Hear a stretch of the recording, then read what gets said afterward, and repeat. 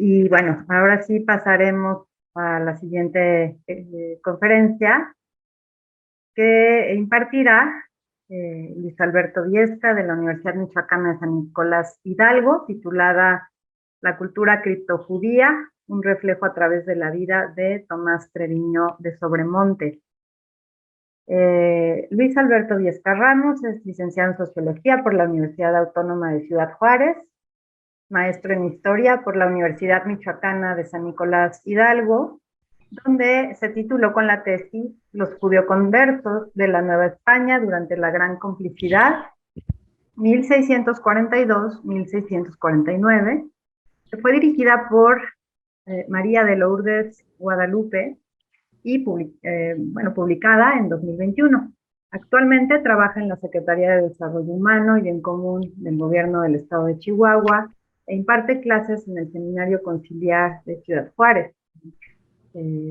También ha publicado por el Instituto Municipal de Investigación y Planeación y tiene este libro de jóvenes adultos, pautas culturales alternativas y trayectorias, publicado por la Universidad Autónoma Metropolitana. Ha sido invitado a dar conferencias como la titulada Ciudad Juárez, un espacio multicultural dentro del Tecnológico de Monterrey, con sede en Ciudad Juárez. Pues muchísimas gracias al maestro Luis Alberto Viesca. Adelante, por favor, con la ponencia y gracias por su paciencia, porque los tiempos pues llevan bastante más allá de lo que habíamos contemplado. Claro, muchas gracias por la presentación. Gracias por la invitación de la doctora Amuy. Este es un tema que me apasiona, que me emocionó en su tiempo. Como bien decía quien me presentó, es parte de una tesis que realicé en la Universidad Michoacana, siendo yo licenciado en Sociología, acá en la frontera norte de México.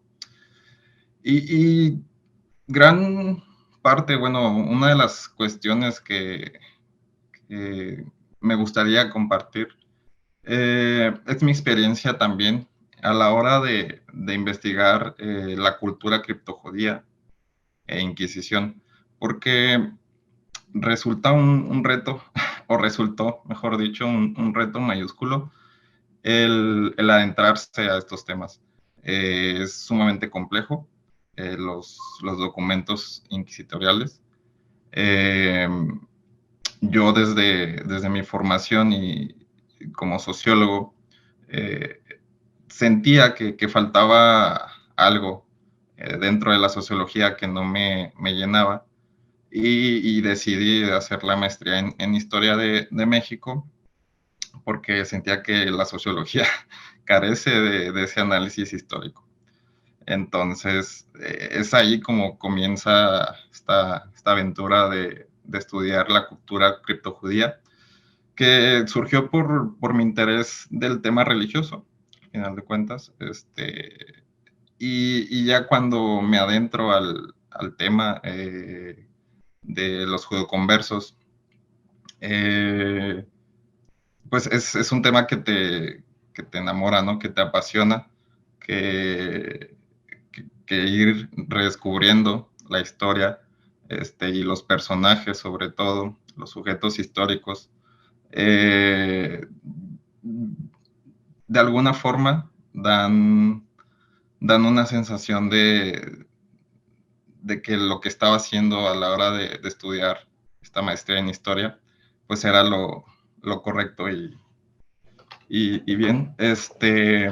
Bueno, yo les voy a presentar un capítulo de mi tesis de maestría, que ya fue hace un par de años, en el 2021, que me titulé. Y bueno, la cultura criptojudía, un reflejo a través de la vida de Tomás Treviño de Sobremonte. Y bueno, algunos comentarios introductorios. Obviamente con mi formación de sociólogo, pues yo quería utilizar esas herramientas conceptuales que durante 4 años había aprendido dentro de la historia, ¿no? Para mí era como, ¿qué le puedo yo ofrecer a los estudios históricos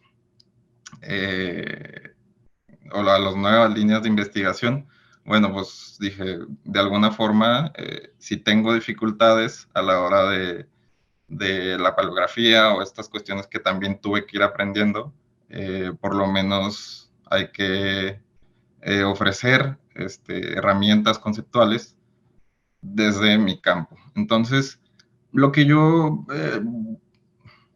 hice y lo que les vengo a platicar es que el proceso inquisitorial o los archivos de los procesos inquisitoriales, me di cuenta que de alguna forma se utilizaban bajo esta lógica jurídica, ¿no? De revisar las cuestiones legales, que era lo más clásico.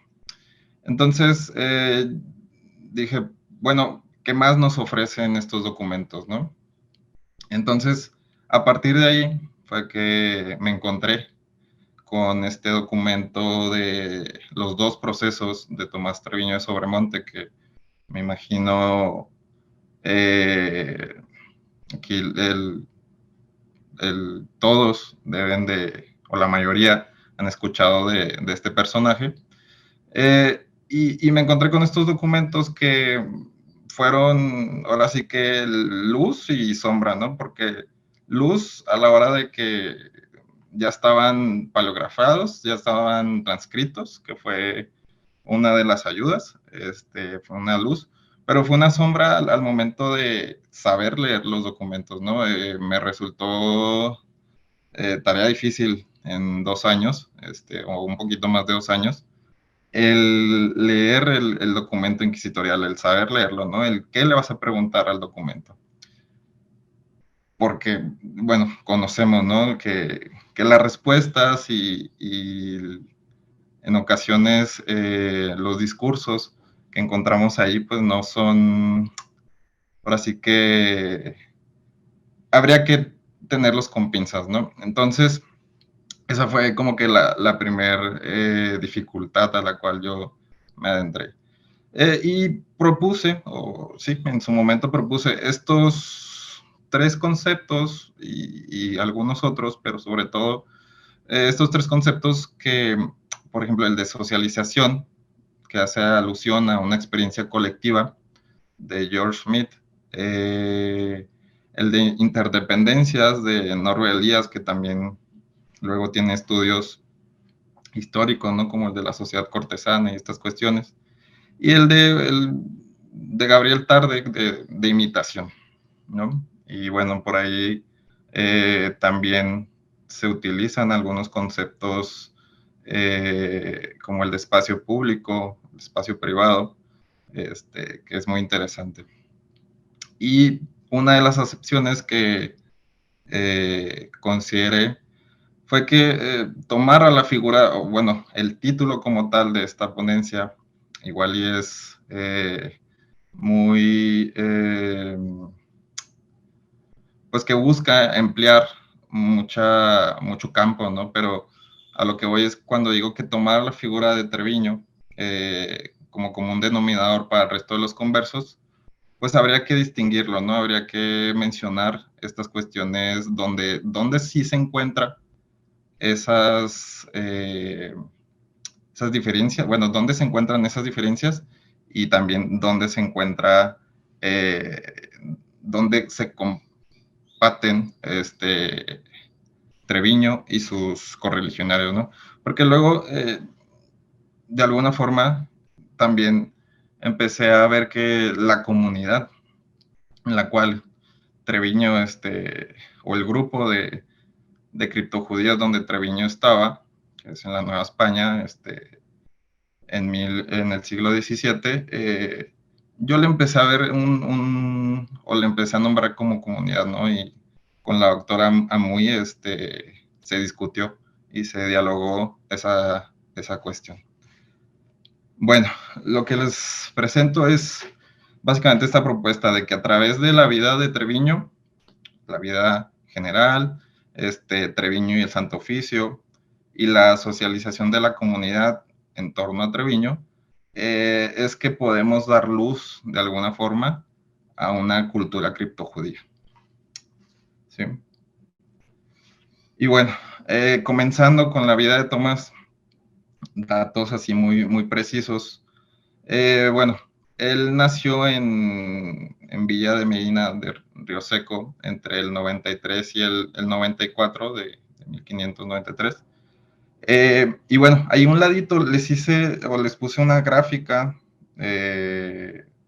esta gráfica es sobre la relación de los autos de fe desde 1590 hasta 1659, entre autos grandes, autos particulares, etcétera. Y bueno, vemos cómo Treviño está en siglo XVI, siglo XVII, ¿no?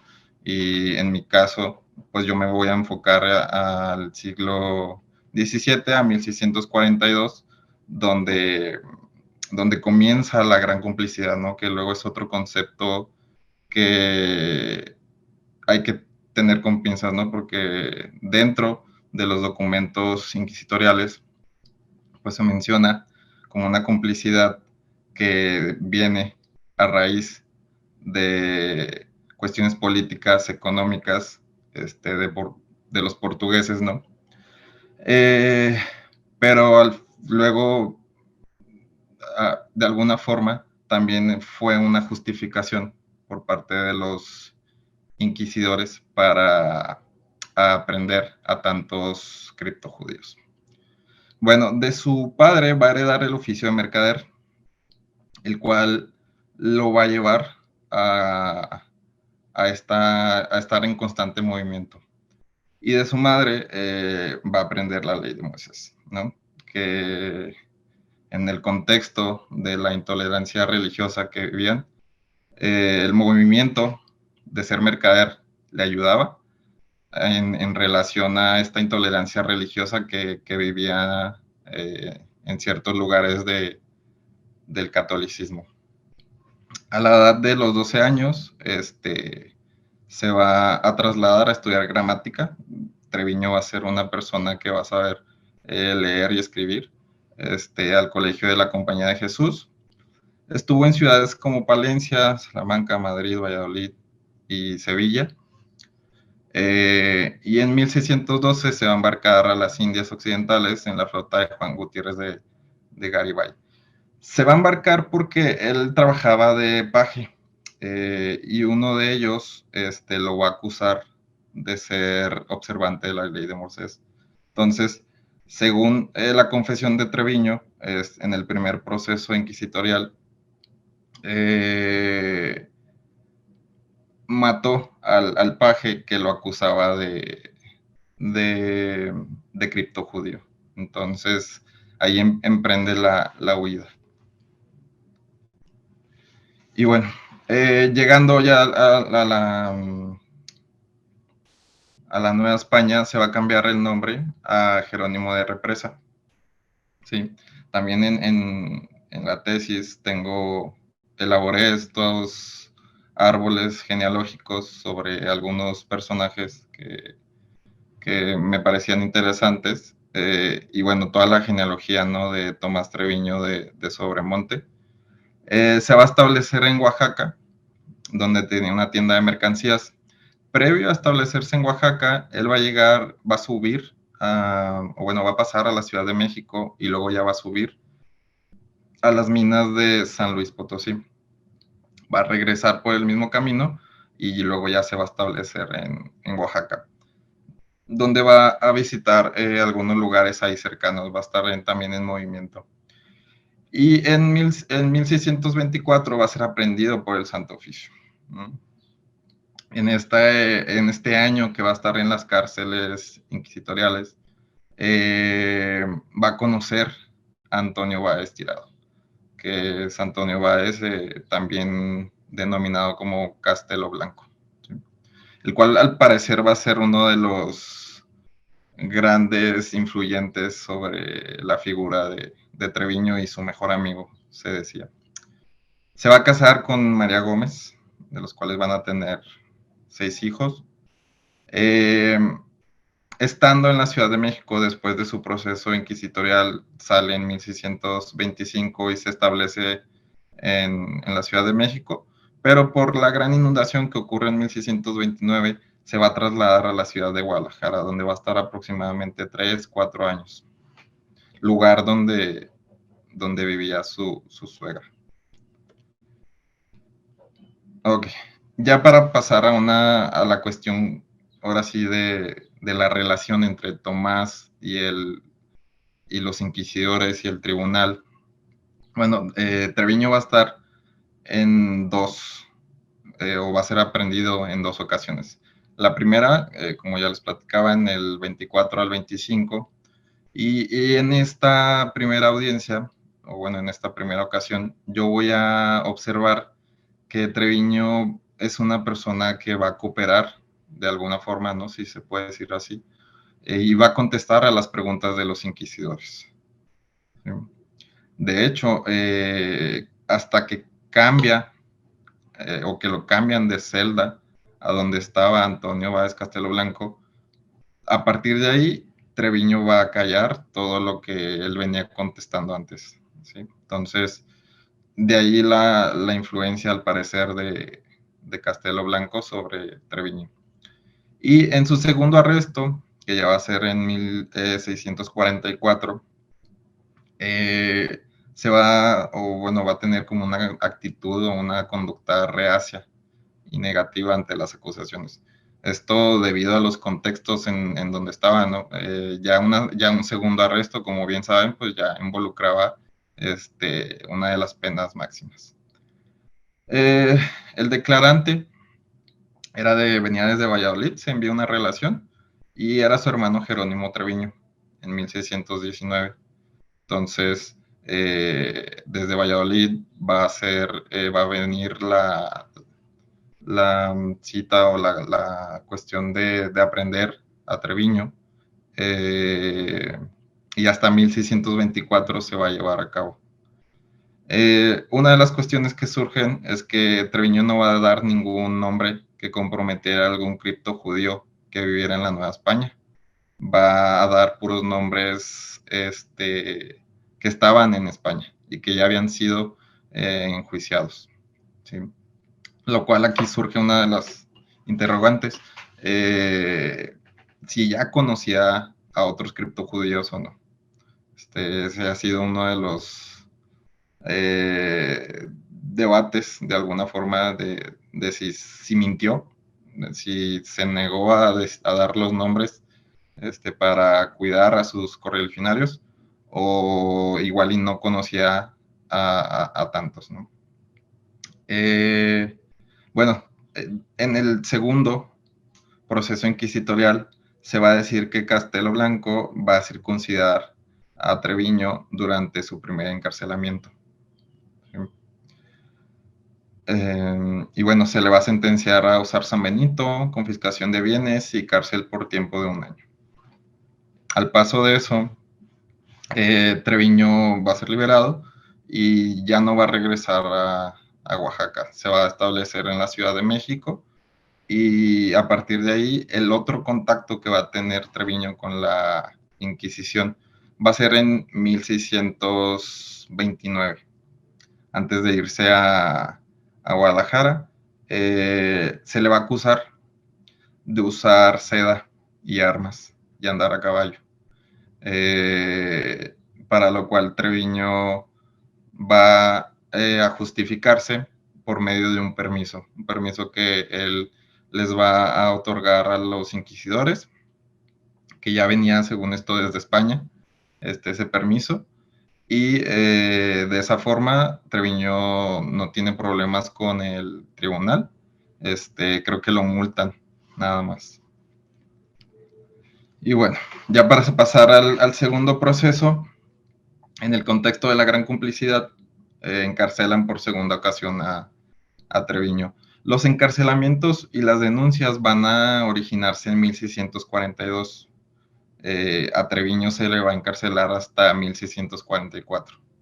es decir, 2 años, casi 3, después de que se da el primer encarcelamiento. Se le va a acusar de 32 delitos. Yo los clasifiqué de la siguiente forma. El primero fue, o bueno, los primeros delitos, por así decirlo, van a ser en cuanto al proceso inquisitorial anterior. Los inquisidores lo acusaban de haber mentido. Entonces, ese va a ser parte de los delitos, obviamente de las prácticas judaicas. Y Treviño, estando fuera, va a comunicarse, va a tener comunicación de cárcel con los que estaban aprendiendo en ese momento. 35 personas testificaron en su contra, 5 no enfrentaban una causa criminal, es decir, lo hicieron por voluntad propia, y 30 eran acusados de judaizantes. ¿Sí?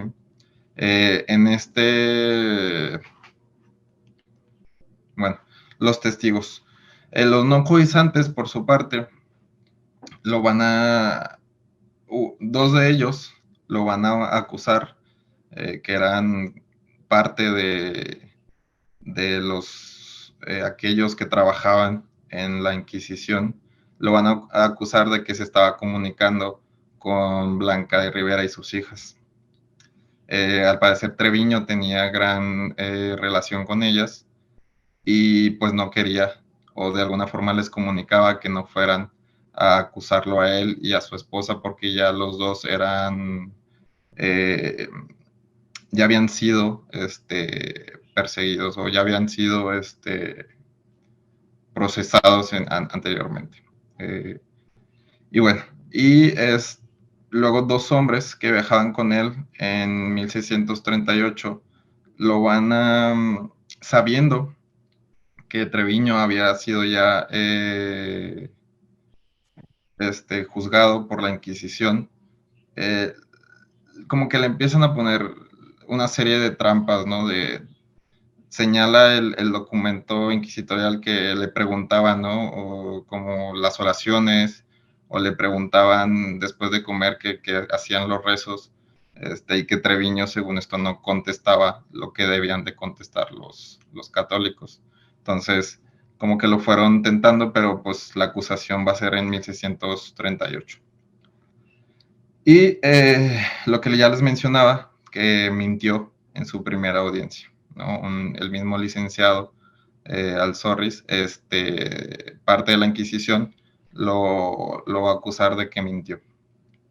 Y por su parte tenemos a los 30 judaizantes que testifican en su contra, y aquí habría que considerar o tratar con pinzas estas acusaciones, ¿no? Porque pues eran en contextos, ahora sí que de mucha presión, ¿no? Ya sea por medio de los castigos físicos o mentales que a veces los inquisidores jugaban. Entonces, estas confesiones habría que tenerlas con cuidado. Bueno, se presentó una de las, y bueno, aquí en listo una de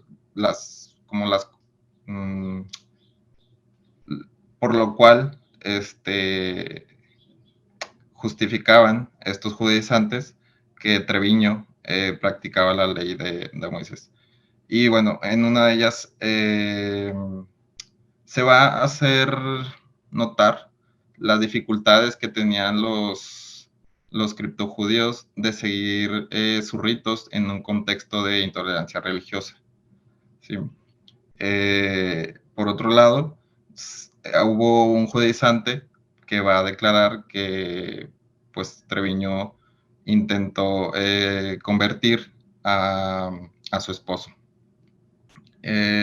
Luego también algunos van a señalar que Treviño tenía juntas de criptojudíos, también el vínculo de confianza cuando se declaraban de su ley, ¿no? Que al final de cuentas es esta cuestión de que declaraban o se declaraban judaizantes frente a otro y ya creaban esos vínculos de confianza. también va a ser o va a surgir dentro de estos testimonios de alguna forma esta cuestión de Treviño siendo un líder de esta comunidad de criptojudíos para estas fechas, cómo tenía este capital religioso, pero también de alguna forma se va a igualar a un capital social y a un capital económico, ¿sí? Y finalmente una de las confesiones que hacen mayor eco es la de su hijo, Rafael, que esto se establece dentro de los espacios privados, ¿no?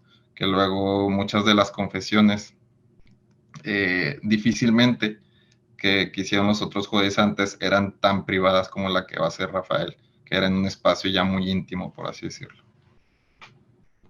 Y bueno, Treviño va a recibir la sentencia más grave, que va a ser quemado en la hoguera vivo.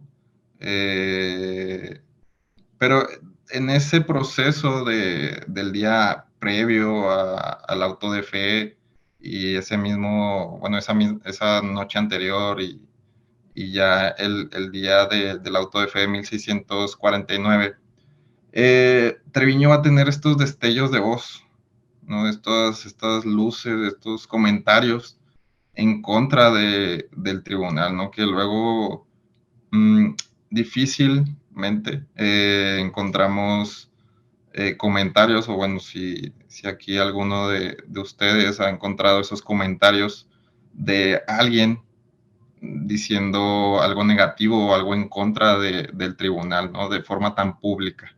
Entonces, Treviño en 3 ocasiones, pues va a mencionar o de alguna forma le va a hacer contra al tribunal, ¿no? Que acuerdo que luego los autos de fe, pues eran estas obras obras así de donde toda la comunidad y toda la sociedad se juntaba, ¿no? A ver cómo era el auto de fe y de alguna forma era pues una enseñanza, ¿no? Era didáctico de que si tú obrabas mal o si tú siendo católico obrabas de forma incorrecta, pues esto te podía pasar. Entonces, dentro de ese contexto y de esos espacios, pues Treviño va a soltar uno de los comentarios que luego va a tener un poco de eco después, hasta el 1659 y con toda la reforma de la Inquisición. Pues él va a decir que moría por su dinero, ¿no? Va a ser su primer comentario. Ya estando en el tablado, va a dar aliento a sus correligionarios de mantenerse en su fe, ¿sí? Y finalmente, Tomás, en sus últimos minutos, él mismo se va a mantener en su judaísmo, ¿no? Lo va a declarar. Y bueno, ya para ir cerrando, esta cuestión de la socialización de Treviño, yo identifiqué tres características. Una de ellas lo mencioné como los lazos de interdependencia, utilizando este concepto que ya antes mencionaba. Y bueno, su religión o su criptojudaísmo va a determinar con quién se relacionaba, ¿no? De ahí que mencione que de alguna forma eran una comunidad, ¿no? Que luego se puede discutir. Va a tejer redes de comunicación que beneficiaban su economía, no solamente eran redes religiosas o redes sociales, sino en sí va a tener grandes beneficios económicos. Treviño era una persona que se comunicaba con criptojudíos de gran fama, ¿sí? O considerados así.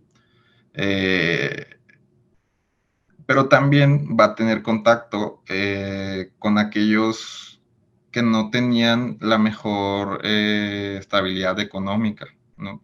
Incluso va a haber algunos que ofrecían sus servicios de oración y ayuno a cambio de un pago. Entonces Treviño, de alguna forma, va a tener el contacto con con ambas esferas. Y el rol que jugó al ser un gran criptojudío, aunado al poder económico, hizo que muchos correligionarios lo conocieran y que Tomás dependiera de ellos en cada momento, ¿sí? Luego, ya en mi poca experiencia, ¿no? de conociendo la Inquisición y estos procesos inquisitoriales, el que tenga 35 testigos en su contra, siendo 30 judaizantes, pues determina la figura que Treviño era, ¿no? Lo conocían.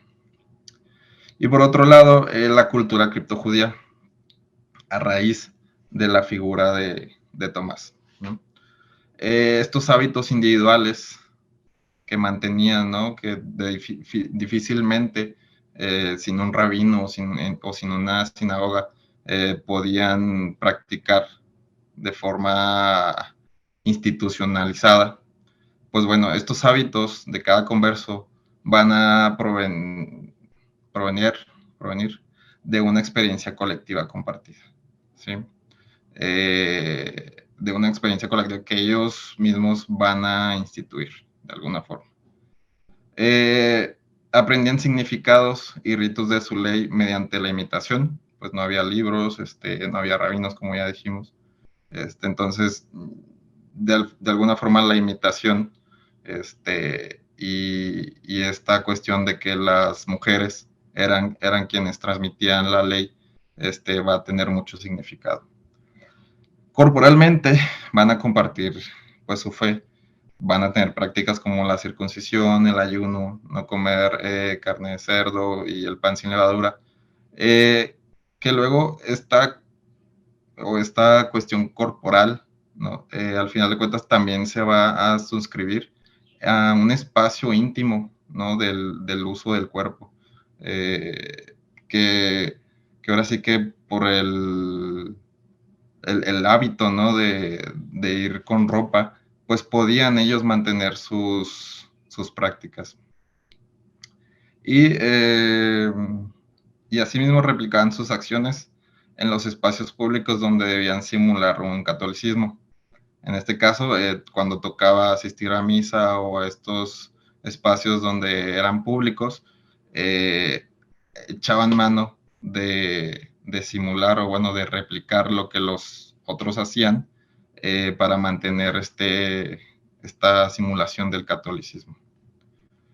Y bueno, conclusiones. Por ahí quise agregar uno de los temas que quedaron pendientes en mi investigación y que resulta muy interesante, y sobre todo aludiendo al uso de los espacios, y estos espacios simbólicos, ¿no? Alentado por mi asesora de tesis, la doctora Lourdes de Ita, y empezamos a identificar que los documentos inquisitoriales y sobre todo el documento de Treviño, pues mencionaba un poco las calles, las casas, las iglesias o los lugares donde en ocasiones él asistía o donde él vivía, ¿no? Y de repente cuando yo le platico esta idea a la doctora, siendo ella geógrafa, le interesa o nos interesa mucho el agregarlo. Sin embargo, ya fue hacia el final de la maestría, entonces ya no se pudo agregar como tal, incluso de mapear la zona de donde Treviño menciona, ¿no? Ciertas calles. Entonces, por ahí queda esa cuestión que no está resuelta, ¿no? El tratar de ver qué otra parte de la vida cotidiana de los criptojudíos se puede rescatar, ¿no? Qué espacios visitaban y qué espacios, en qué espacios se reunían. Porque luego por ahí también eran espacios tan cerca del tribunal que parecen hechos a broma, ¿no? El que 2, 3 calles y tenían ellos su casa, ¿no? Entonces, es una cuestión que ahí queda pendiente, ¿no? Es para quienes les interese. Y bueno, ya para concluir, la vida de Tomás Treviño permite conocer un fragmento de las relaciones interpersonales, la complicidad de identidad, la presencia inquisitorial, la experiencia colectiva, fruto de la cultura criptojudía, en un contexto donde imperaba la intolerancia religiosa, la vigilancia del prójimo y el control social. Gracias.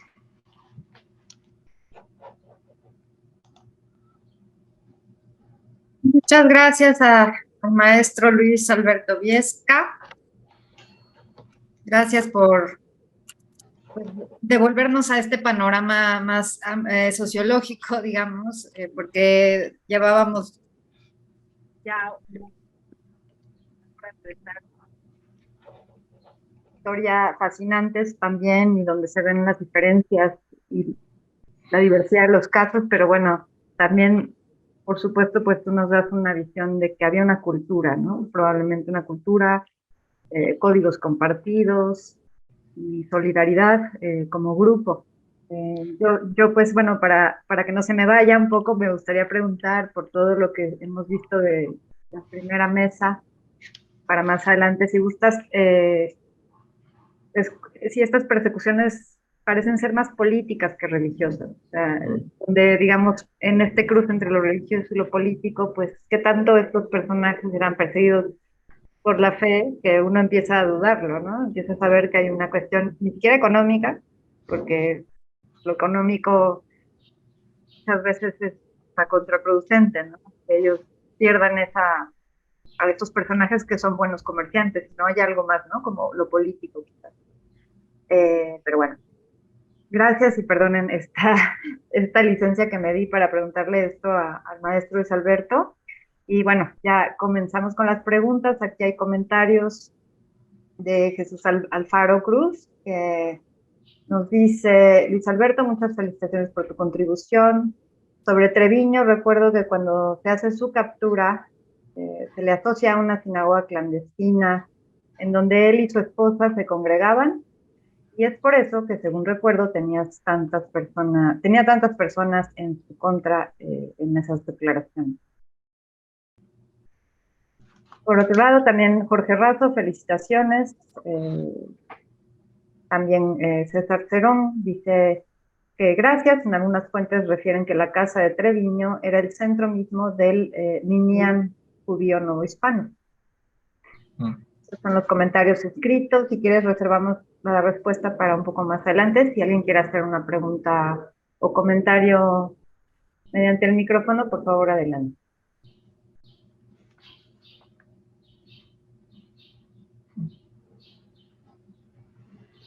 Ok, pues adelante, Luis, si gustas. Sí. Habría que, Jesús Alfaro, ¿en cuál aprehensión, no? ¿Si en la primera o en la segunda? Me imagino que es en la segunda donde ya tiene más estas dependencias, claro. Sí, ya de estas dependencias que yo hablo con sus correligionarios.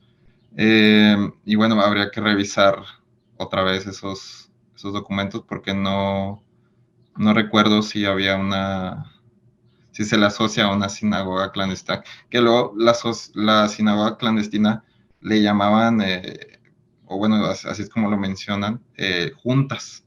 Estas juntas que en muchas ocasiones se llevaban, luego recuerdo en el hospital de indios, uno de los criptojudíos tenía cerca de ahí una casa en donde se podían reunir.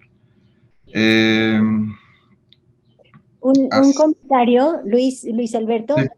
Sí. Acuérdate cómo la misma Solange Alberro plantea que unos años antes, por ahí de los 20, supongo, la paradoja que vivían era que se congregaban a rezar justo a unas cuadras de la misma Inquisición, ¿no? Es decir, Y es que en el judaísmo, y esto hay que precisarlo, cualquier casa puede ser lugar de rezo siempre y cuando se junten 10 personas iniciadas, ¿no? O sea, obviamente esta es la perspectiva oficial. En ese contexto, pues se tergiversaban, por supuesto, las normas ortodoxas, pero en realidad no es de que se refieran a la sinagoga como un edificio destinado específicamente para el rezo, ¿no? Es decir, finalmente los que llevan el rezo no necesariamente tienen que ser además rabinos, ¿no? Es decir, tienen que ser conocedores y en ese contexto, como tú bien dices, no había este tipo de referencias directas, digamos, libros con los que sustentar sus prácticas, ¿no? Entonces sí, tienes toda la razón, ¿no? O sea, cualquier lugar podía ser ese lugar de rezo, por eso no está tan identificado. De hecho, la casa de Tomás Treviño de Sobremonte o de su suegra, que también era muy importante para identificar estos núcleos, eh, justamente funcionaba como lugar de rituales judíos y donde toda la congregación iba a desempeñarlos, ¿no? Nada más es un comentario que corrobora en cierta medida tú ya lo que tu exposición tan brillante, ¿no? Sí, claro. Pues de hecho, Treviño en su proceso inquisitorial segundo va a confesar que estuvo en varias casas. Luego por ahí menciona que hubo una que se le cayó. Entonces, tiene varios lugares en donde Treviño, según él, estuvo. Entonces, pues sí, habría que ir precisando, incluso ir armando ahí una guía, ¿no? Donde cae por año, este, según lo que él menciona en los documentos, es que estuvo. Muchas gracias. ¿Alguna pregunta más que alguien guste hacer mediante el micrófono o en escrita, de forma escrita? También hay otro comentario. Muchas gracias al CEDIFUM de parte de Carlos Daniel Aguilar. Muchas gracias al CEDIFUM y a los coordinadores como la doctora Silvia Jamuy Sutton. Soy médico y voluntario, guía del Palacio de Medicina UNAM. Por favor, suban las conferencias del Congreso a YouTube o alguna plataforma. Claro que sí, se tiene pensado subir las conferencias grabadas al canal de YouTube del CEDIFUM.